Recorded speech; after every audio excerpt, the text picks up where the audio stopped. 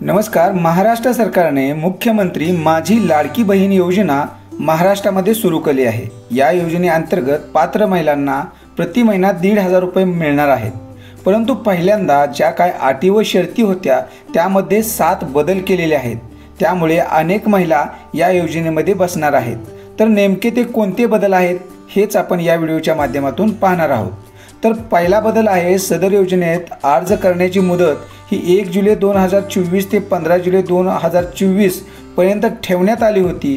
परंतु आता या मर्यादेत सुधारणा करण्यात येत असून आता सदर मुदत 2 महिने ठेवण्यात येत असून ती 31 ऑगस्ट 2024 पर्यंत लाभार्थी महिलांना अर्ज करता येईल।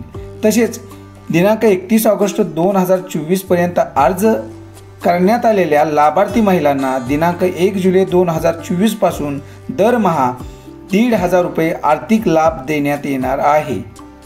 या योजनेच्या पात्रतेमध्ये अधिवास प्रमाणपत्र आवश्यक असल्याचे नमूद करण्यात आले होते। आता लाभार्थी महिलेकडे अधिवास प्रमाणपत्र उपलब्ध नसेल तर त्याऐवजी 15 वर्षापूर्वीचे रेशन कार्ड, दुसरा मतदान ओळखपत्र, शाळा सोडल्याचे प्रमाणपत्र, जन्म दाखला या 4 पैकी कोणतेही एक ओळखपत्र प्रमाणपत्र हे ग्राह्य धरण्यात येणार आहे। तिसरा मुद्दा आहे, सदर योजनेतून 5 एकर शेतीचे अट वगळण्यात आले आहे। म्हणजेच काय तर तुम्हाला जास्त जमीन असेल तरी सुद्धा तुम्हाला या योजनेचा लाभ मिळणार आहे। आता चौथा बदल आहे, या योजनेत लाभार्थी महिलांचा वयोगट 21 ते 60 वर्ष वयोगट ऐवजी 21 ते 65 वर्ष वयोगट करण्यात येत आहे। म्हणजे वय वाढवण्यात आलेले आहे।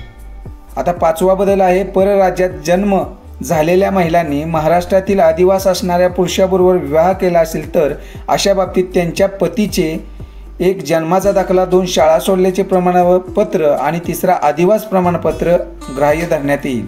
आता 6वा बदल पहा, फार महत्त्वाचा आहे। ₹2.5 लाख उत्पन्न दाखला उपलब्ध नसेल तर ज्या कुटुंबाकडे पिवळे व केशरी रेशन कार्ड उपलब्ध असेल त्यांना उत्पन्नाच्या दाखला प्रमाणपत्रातून सूट देण्यात येत आहे। म्हणजे जर का तुमच्याकडे पिवळे आणि केशरी रेशन कार्ड असेल तर तुम्हाला उत्पन्नाचा दाखला देण्याची गरज नाही। आता 7वा महत्त्वाचा बदल पहा, सदर योजनेत कुटुंबातील एका पात्र अविवाहित महिलेला सुद्धा या योजनेचा लाभ देण्यात येणार आहे। म्हणजेच काय तर पूर्वीच्या नियम व अटीमध्ये अविवाहित महिलांना या योजनेचा लाभ मिळणार नव्हता, पण आता 7वा बदल असा केलेला आहे की अविवाहित महिलेला सुद्धा एका फॅमिलीमध्ये एका अविवाहित महिलेला सुद्धा या योजनेचा लाभ मिळणार आहे। तर मंडळी, हे होते 7 बदल।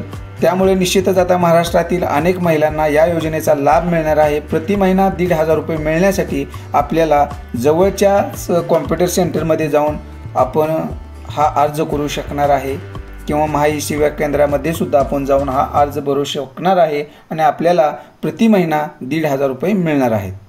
असेच व्हिडिओ पाहण्यासाठी चॅनलवर नवीन असाल चॅनलला सबस्क्राईब करा। धन्यवाद।